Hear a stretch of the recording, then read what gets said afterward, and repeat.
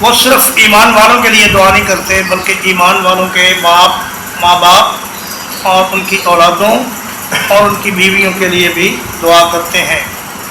سورۃ الطور کی آیت نمبر 21 میں اللہ تبارک تعالیٰ فرماتے ہیں والذین آمنوا واتبعتہم ذریتہم الحقنا بہم ذریتہم وما التناہم من عملہم من شیء کل نفس بما کسبت رہین۔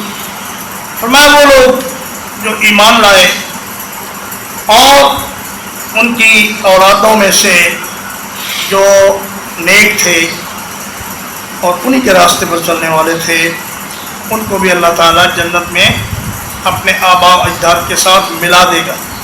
تفسیر ابن کثیر میں ہے حضرت سعید ابن جبیر جو مشہور تابعی ہیں رحمہ اللہ تعالیٰ، ان کا قول ہے کہ مومن جب جنت میں جائے گا تو کہے گا یا اللہ میرے ماں باپ کہاں ہیں اور میرے بچے کہاں ہیں؟ تو اللہ فرمائے گا کہ وہ جنت میں تو پہنچ گئے ہیں لیکن ان کا درجہ تمہارے درجے سے کافی کم ہے، وہ نیچے ہیں۔ تو عرض کریں گے یا اللہ انہیں بھی ہمارے ساتھ لا کر بسا دیجئے، آپ کے لیے کیا مشکل ہے؟ تو پھر اللہ پاک اوپر والوں کو نیچے لا کر نہیں بلکہ نیچے والوں کو اوپر لے جا کر ان کے ساتھ ملا دے گا۔